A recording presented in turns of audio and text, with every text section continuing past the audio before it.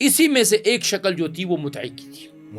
متع کی شکل یہ ہوا کرتی تھی جو ایک حدیث میں عبداللہ بن مسعود رضی اللہ عنہ ثابت ہے کہ ہوتا یہ تھا کہ ایک آدمی سپوز کرے مکے سے وہ شام چلا گیا. ٹھیک ہے. اب آج کل کا تو سفر تھا نہیں کہ جہاز میں بیٹھ کے 2 گھنٹے میں پہنچ گیا. مہینوں کا سفر تھا. پھر وہاں جا کے جو مال لے کر گئے تھے اس کو بیچنا تھا.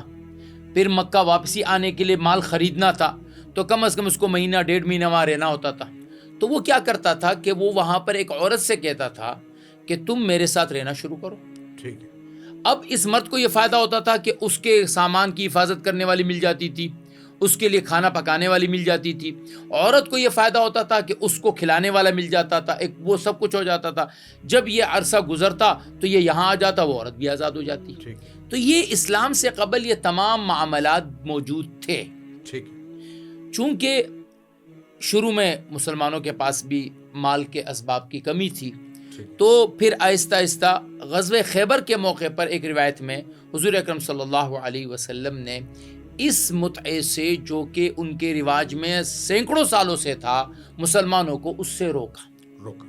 ایک روایت یہ کہ نہیں, غزوہ خیبر کے موقع پر نہیں روکا گیا ہے, فتح مکہ کے موقع پر روکا گیا.